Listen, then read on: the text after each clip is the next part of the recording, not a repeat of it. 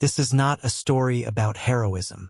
This is a story about a man who understood that leadership sometimes means choosing your own death so that others might have a chance to live. On May 24, 1944, on a nameless wheat field in Italy, a sergeant made a decision that defied every instinct of self-preservation.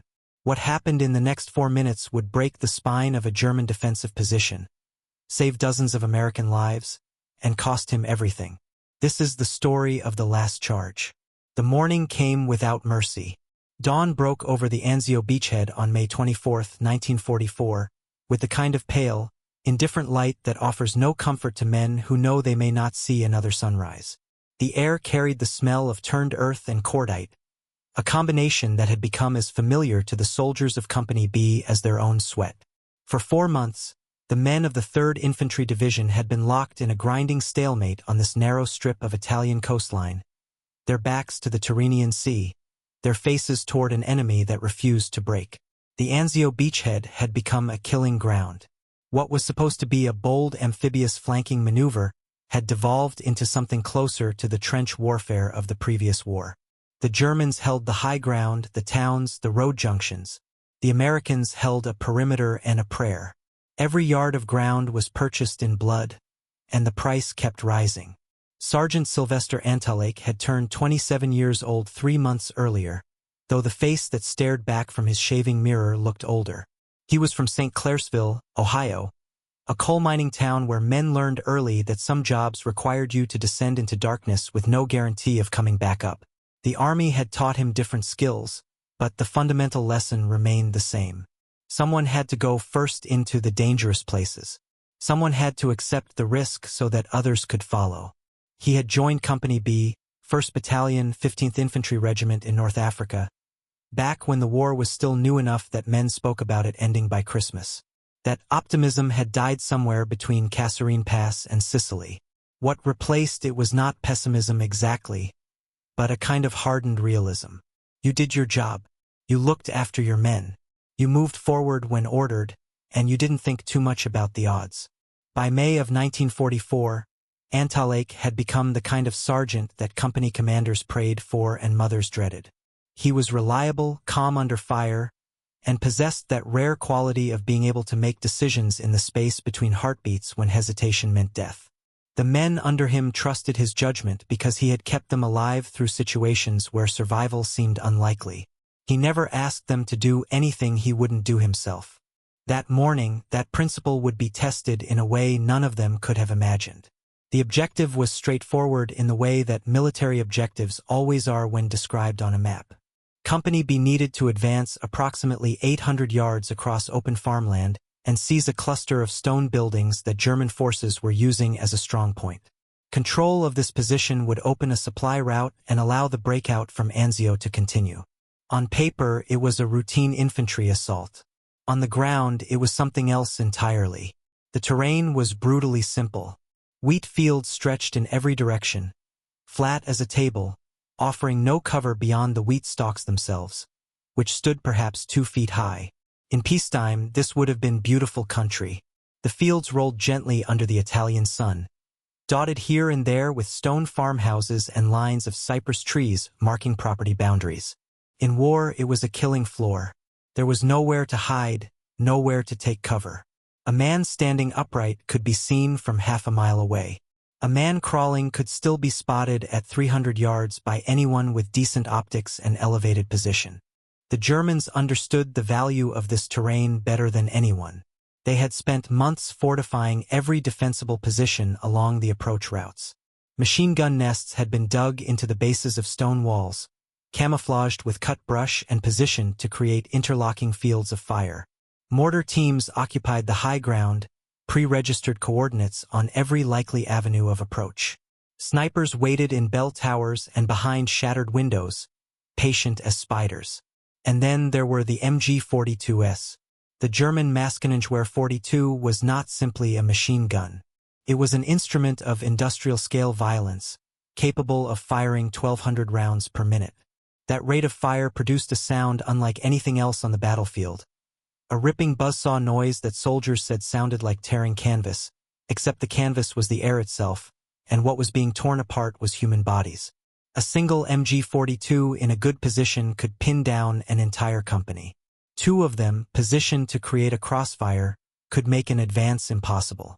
Company B knew all of this because they had tried to advance twice already that morning. Both attempts had been turned back within minutes, men diving for the ground as soon as the MG42s opened up, crawling backward through the wheat, dragging wounded comrades, leaving the dead where they fell because retrieving bodies under that kind of fire was suicide. The company commander had called for artillery support, but the German positions were too close to civilian structures, and higher headquarters was worried about collateral damage. Smoke screens were useless in the open terrain. Flanking maneuvers would take hours to coordinate and would expose even more men to fire. By mid-morning, Company B was pinned down in a shallow irrigation ditch about 200 yards from the first German machine gun position. The ditch offered minimal protection, perhaps 18 inches of depth, enough to keep a man alive if he kept his head down but not enough to allow movement. The second machine gun nest was positioned another 100 yards beyond the first, elevated slightly on a stone terrace. Together, the two MG42s created an interlocking field of fire that covered every approach. Any man who stood up would be cut down in seconds. Any group that tried to rush forward would be annihilated. Sergeant Antolak lay in that ditch with his men, his face pressed against the cool earth, feeling the vibration of machine gun fire through the ground. He could hear the breathing of the soldiers around him, rapid and shallow. He could smell their fear, sharp and acrid over the smell of wheat and soil. Some of them were new replacements, boys who had arrived in Italy only weeks earlier. Others were veterans who had survived North Africa and Sicily and knew exactly how bad their situation was. The tactical reality was straightforward and grim. Staying in the ditch meant slowly being reduced by mortar fire and sniper shots. The Germans knew exactly where Company B was pinned down. Eventually, they would bring up mortars or call in artillery. The ditch would become a grave. But moving forward seemed impossible. The MG42s commanded the entire field. There was no cover, no concealment, no way to advance without being seen and shot. Officers conferred in hushed voices, speaking into radio handsets, requesting support that wasn't coming. Smoke rounds were fired, but the wind scattered them too quickly. Someone suggested waiting until nightfall, but that was 6 hours away, and everyone knew they wouldn't last that long. The Germans would fix their position and destroy them piecemeal. Antolak understood the mathematics of the situation better than most. He had been in enough fights to recognize when tactics had reached their limit and the only variable left was will. Someone needed to break the machine gun fire. Someone needed to force the Germans to shift their attention, to create even a few seconds of confusion that the rest of the company could exploit. It was a simple equation. One man moving created one target. 30 men moving created 30 targets, and 30 targets meant 30 dead. He did not announce his decision. He did not ask permission. He simply rose to his feet. The first rule of infantry combat is that you do not stand up in an open field when machine guns are firing. It is not heroic to violate this rule. It is not brave. It is simply death. Every man in that ditch knew this. They had seen what happened to men who stood up. They had seen bodies cut in half by MG42 fire, seen limbs separated from torsos, seen men killed so quickly that their expressions never changed. Antolak stood anyway. He stood because someone had to, and he was not willing to order another man to do what he was not willing to do himself. He stood because the company was dying in that ditch and movement was the only solution. He stood because leadership at its most fundamental level sometimes means accepting death so that others might live. The Thompson submachine gun in his hands was a solid, reliable weapon, heavier than a rifle but capable of sustained automatic fire at close range. He had carried this particular Thompson since North Africa, had maintained it obsessively, knew its balance and recoil pattern by instinct. It would not save his life. At 200 yards, against entrenched machine gun positions, a Thompson was almost useless. But it might, if he got close enough, provide enough firepower to suppress one of the positions. That was all he needed. A few seconds of suppression, and the rest of the company could move. He started running. Not a wild sprint, but a measured, tactical advance, moving low and fast across the wheat field. His boots crushed the stalks beneath him, leaving a trail through the green. The sun was behind him, casting his shadow long across the ground. He could hear his own breathing, loud in his ears, and beneath that, the sound of the wheat rustling, and beneath that, silence. The silence lasted perhaps 3 seconds. Then the MG42S found him.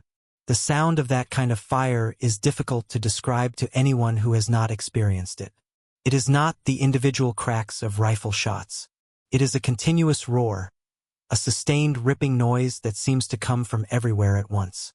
The bullets do not whistle or whine like in movies. They snap past with the sound of cracking whips, each one a tiny sonic boom.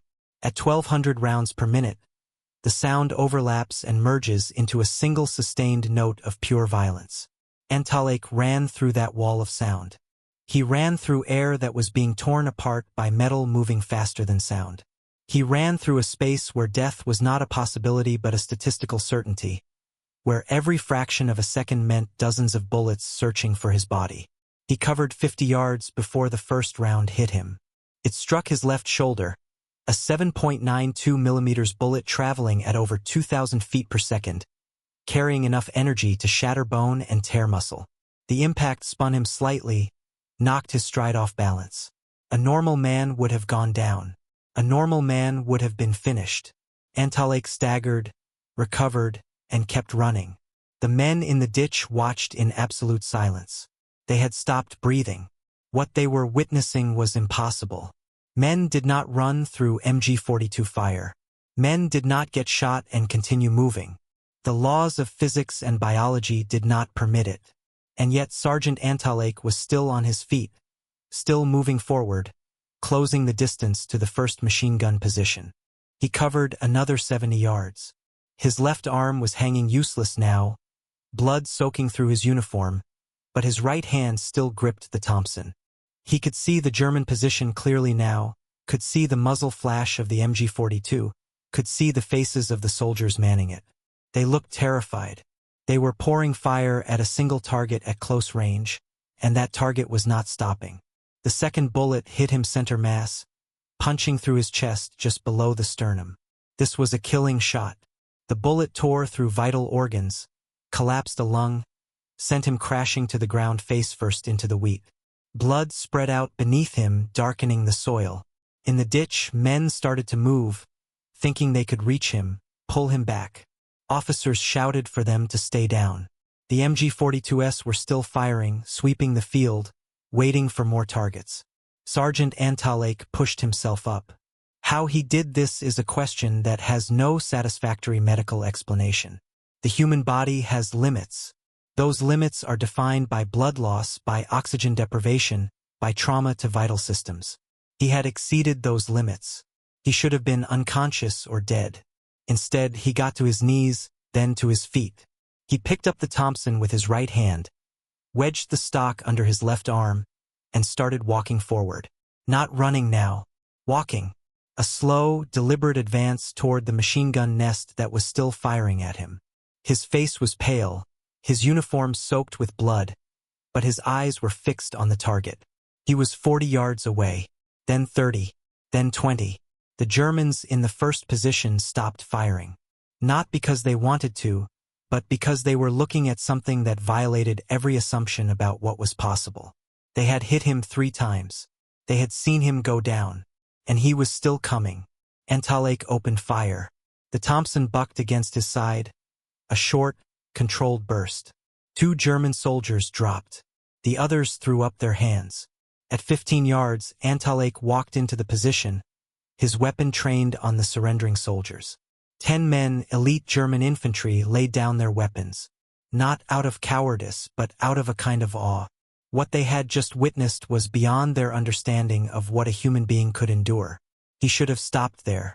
He should have accepted medical attention, allowed his men to secure the position, finished the fight from cover. The first objective was achieved. The closest MG42 was silenced, and Company B could now advance. His job was done.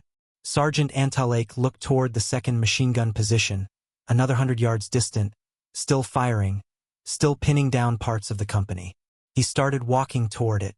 A man who has been shot 3 times, who has lost enough blood to drain the color from his face, who is operating on adrenaline and will alone, does not walk well. Antolak's stride was uneven, his left side dragging. But he moved forward with the same deliberate purpose he had shown from the beginning. He was going to silence that second gun. He made it 50 yards. Then the third bullet found him, and this one killed him instantly.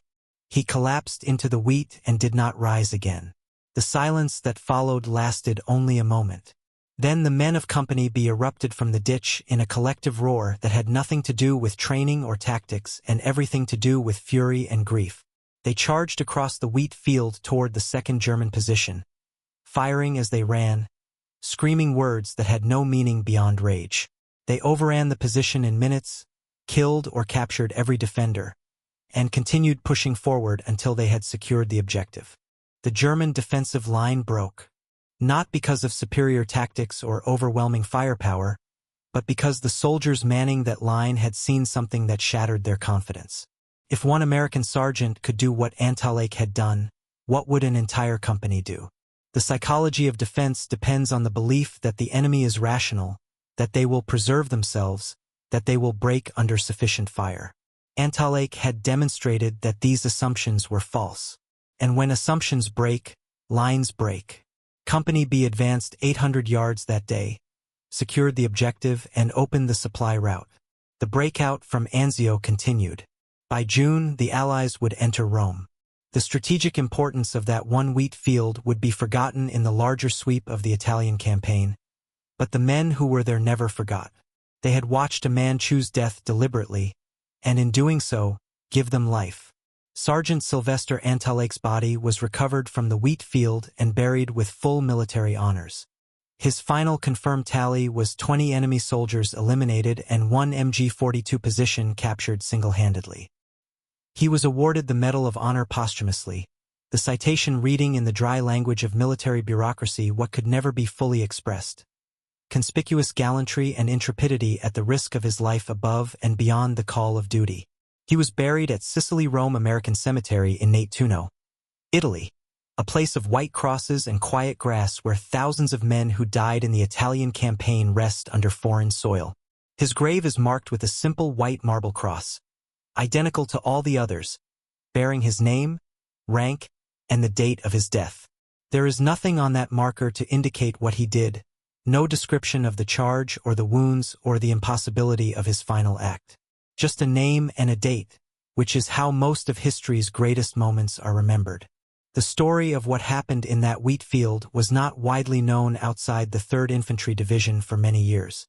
It did not make headlines. It was not adapted into movies. Antolak's name did not become synonymous with heroism in the way that some Medal of Honor recipients did. This is partly because the action occurred during a period when dozens of similar acts were happening across multiple theaters of war, and partly because the nature of infantry combat is that it produces moments of extraordinary courage that are witnessed by only a handful of people. But the men who were there told the story. They told it to their families years later when they could finally speak about the war. They told it in VFW halls and at reunions, in the halting, incomplete way that veterans tell stories about things they still don't fully understand. They told it because it mattered, because it said something fundamental about what leadership means, about what duty requires, about the price that must sometimes be paid for others to live. The question that haunts these stories is always the same. Why? Why did he do it? What combination of factors, internal and external, leads a man to make a decision that guarantees his death? There are no satisfactory answers, only partial explanations. Some would say it was training, that Antolak was simply doing what he had been prepared to do, executing a tactical solution to a military problem. But training does not account for the decision to stand up in that ditch. Training teaches fire and movement, cover and concealment, the importance of staying alive to fight another day. What Antolak did violated every principle of infantry tactics. Others would say it was leadership, that he could not order his men to do something he was not willing to do himself. This explanation comes closer to the truth, but it still does not fully capture the moment. Leadership does not require suicide. A leader can inspire his men, can share their risks, can even die alongside them. What Antolak did was different. He deliberately substituted his life for theirs, a calculation that was both mathematical and moral. Perhaps the closest we can come to understanding is to recognize that some men, in certain moments, achieve a clarity of purpose that transcends self-preservation. They see the situation with absolute precision, understand the options and their costs, and choose the path that saves the most lives regardless of what it costs them personally. It is not that they want to die. It is that they are willing to die, and that willingness becomes a kind of power that allows them to do things that seem impossible. The German soldiers who surrendered to Antolak that day were experienced combat veterans. They had fought across multiple fronts, had seen the worst that war could produce. But they spoke about that moment for the rest of their lives. The image of the sergeant walking toward them through the wheat, bleeding from multiple wounds, his face set with an expression that was not anger or fear, but something closer to determination. They said it was like watching a ghost, something that should have been dead but continued moving through sheer force of will. In the immediate aftermath of the battle, there was confusion about what had actually happened. Officers writing after-action reports struggled to describe the sequence of events in a way that made sense. How many times was Antolak hit? Different witnesses gave different numbers. How far did he advance? Estimates ranged from 150 to 200 yards. How many Germans did he kill or capture? The numbers varied. What remained consistent across all accounts was the central fact. He charged alone across open ground, was shot multiple times, and kept moving until he achieved his objective. The Medal of Honor citation, when it was finally written and approved, compressed the action into a few precise paragraphs. It noted his voluntary decision to charge, the wounds he sustained, his continued advance despite those wounds, and the final result. It used words like gallantry and intrepidity, which are the formal language of valor, but which feel inadequate when describing what actually occurred in that wheat field. There is a gap between the language we use to describe such actions and the reality of what they entail. Words like courage and sacrifice have been used so often, in so many contexts, that they have lost much of their weight. We speak of courage when someone faces a difficult situation. We speak of sacrifice when someone gives up something valuable. But what Antolak did exists in a different category entirely.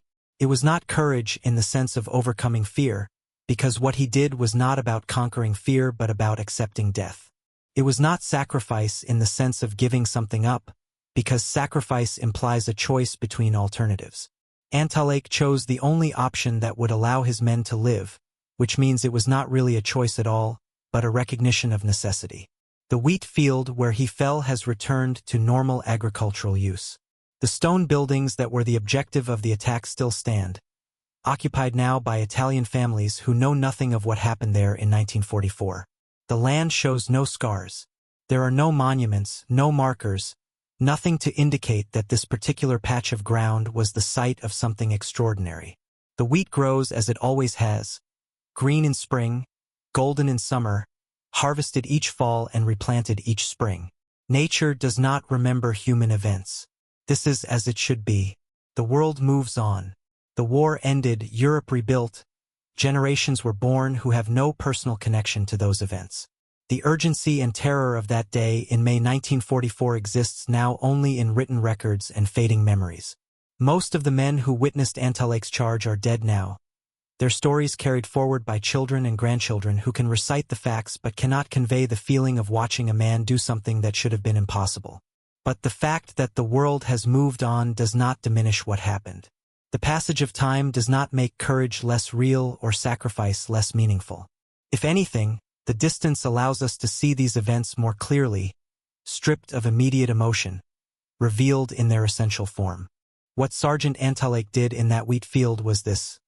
He looked at a situation where all options led to death and chose the option that would cost the fewest lives. He substituted his certainty of death for his men's probability of death. He transformed himself into a weapon, not through violence but through willingness. He demonstrated that the human will, properly directed, can overcome physical limitations that seem absolute. There is a tendency, when discussing such actions, to elevate them into mythology, to strip away the blood and pain and fear and leave only the glory. This does a disservice to the men who performed these actions. Glory was not what Antolak experienced in those final minutes. What he experienced was pain beyond description, terror at what he was doing, and the knowledge that he was dying. The glory, such as it is, came later in citations and medals and stories. In the moment, there was only the wheat field and the machine guns and the choice to keep moving forward. His family received the Medal of Honor in a ceremony in Ohio. His mother accepted it, a small velvet box containing a star-shaped medal suspended from a blue ribbon. It is the highest military decoration that the United States can award, and it came with the formal gratitude of a nation. But no medal can compensate for the loss of a son. No ceremony can fill the absence left by a young man who will never come home. The men of Company B who survived the war carried their memories of that day in different ways. Some spoke about it openly, finding catharsis in retelling the story. Others kept silent, the images too vivid, the emotions too raw. But all of them understood that they owed their lives to a decision made by a sergeant from Ohio who chose to die so they could live. That kind of debt cannot be repaid. It can only be honored by living well and remembering clearly. Wars are won by logistics and strategy, by industrial capacity and technological advantage. But they are fought by individuals who make decisions in moments of extreme stress, who must choose between terrible options and live or die with the consequences. The grand narratives of history are built from millions of these small moments, most of them forgotten, some of them recorded, a few of them preserved as examples of what human beings are capable of when pushed to the absolute limit. Antolak's charge lasted perhaps 4 minutes from the moment he stood up until the moment he fell.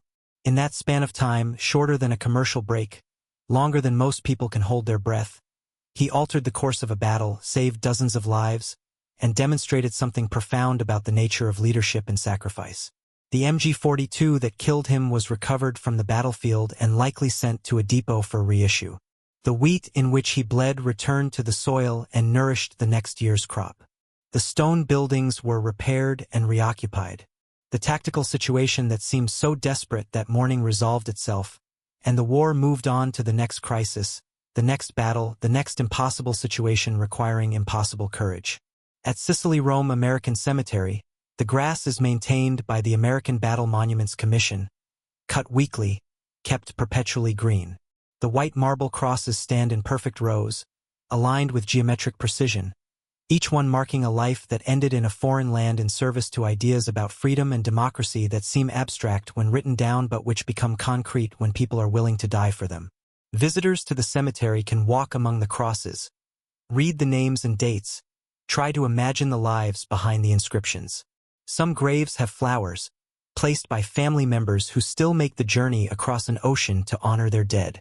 Most graves are unadorned, their only decoration the clean white stone and the carefully tended grass. Sergeant Sylvester Antolak's grave looks like all the others. There is no special marker, no indication of the Medal of Honor, nothing to set it apart from the thousands of other graves surrounding it. This is by design. The cemetery is intended to honor all the fallen equally, to recognize that every death in war is a tragedy, that every grave represents a family that suffered loss. But to those who know the story, that grave represents something more. It represents the moment when one man's will proved stronger than physics, when leadership meant dying first rather than sending others to die, when courage was measured not by the absence of fear, but by the willingness to move forward despite absolute terror. The question that haunts us across the decades is whether we, placed in similar circumstances, would make the same choice. It is an uncomfortable question because most of us hope never to face such circumstances, and because we cannot know the answer until the moment arrives. We can imagine ourselves being brave. We can plan what we would do in extreme situations. But imagination and planning are different from standing in that ditch, hearing the MG42s, knowing that standing up means death and standing anyway. This is why we preserve these stories. Not to glorify war, which is mostly suffering and waste and young men dying in places far from home. Not to encourage recklessness, which gets people killed without purpose. But to remind ourselves that human beings are capable of extraordinary things, that courage and sacrifice are real, that there exist situations where the only moral choice is the one that costs everything. Modern life insulates most of us from situations that test these qualities. We live in comfort and safety, protected by systems and institutions that mostly work, rarely required to make decisions that involve life and death. This is a good thing. Civilization's purpose is to create conditions where such choices are unnecessary. But the fact that these choices are rare does not make them less important. Somewhere, in some wheat field or mountain pass or city street, someone will face a moment like the one Antolak faced, and they will have to decide who they are and what they are willing to sacrifice. The story of Sergeant Antolak is not about war, not really. It is about the moment when a person must choose between self-preservation and duty, when survival and honor become mutually exclusive, when leadership requires the ultimate cost. These moments are rare, but they reveal something essential about human nature, something that transcends time and culture and circumstance. What he did should not have been possible. The human body has limits, defined by evolution and reinforced by pain and fear. Those limits exist to keep us alive, to prevent us from destroying ourselves through reckless action. Antolak exceeded those limits not through superhuman strength but through clarity of purpose. He knew what needed to be done, accepted the cost, and did it. The fact that it killed him does not diminish the achievement. If anything, the fact that he knew it would kill him and did it anyway makes it more meaningful. In the decades since 1944, wars have changed. Technology has advanced, tactics have evolved, the nature of conflict has transformed. But the fundamental human elements remain constant. Someone still has to go first into the dangerous places. Someone still has to make the impossible choice. Someone still has to stand up when every instinct screams to stay down. Most of us will never face such a moment. But we benefit from those who did, who stood in wheat fields and on beaches and in city streets and chose to move forward despite impossible odds. Their sacrifice purchased the peace and prosperity that we now enjoy. The least we can do is remember them clearly, honor them honestly, and preserve their stories so that future generations understand what was required to create the world they inherit. Sergeant Sylvester Antolak died at age 27 in a wheat field in Italy.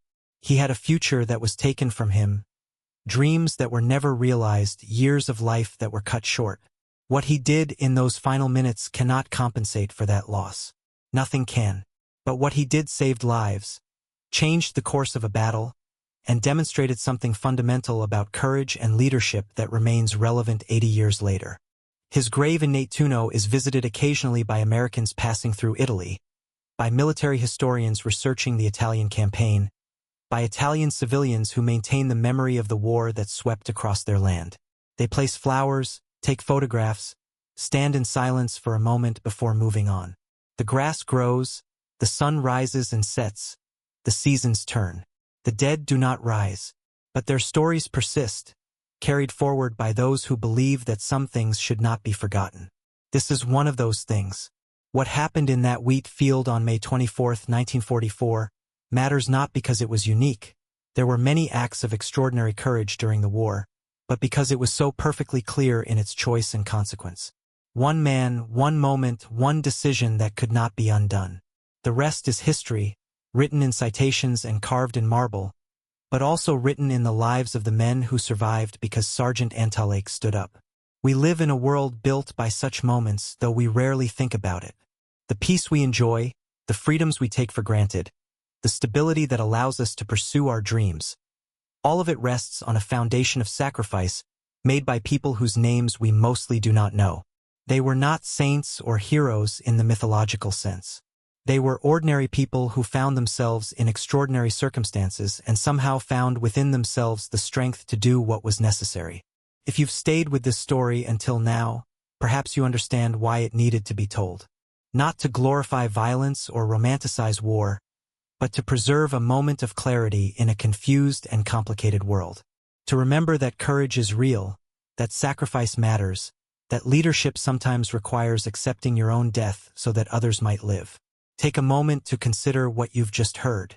A man who could have stayed down, who could have waited for someone else to act, who could have survived that day, chose instead to stand up in an open field and charge toward machine guns that were certain to kill him. He did this not out of madness or bloodlust, but out of a clear-eyed understanding that it was the only way to save his men. If the story moved you, if it made you think about courage and sacrifice and what it means to lead, then perhaps you could take a moment to like this video and subscribe to the channel. Not because I need the validation, but because stories like this deserve to be shared, to be passed forward to people who might benefit from hearing them. And I want to ask you something. In your own life, in your own way, when have you been called to sacrifice something important for others? It doesn't have to be dramatic or life-threatening. Leadership and courage exist in small moments too. Standing up for someone who can't defend themselves, taking responsibility when it would be easier to blame others, doing the hard thing because it's the right thing. What does courage mean to you in the world you live in today? Share your thoughts in the comments.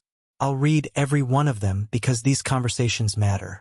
These stories matter.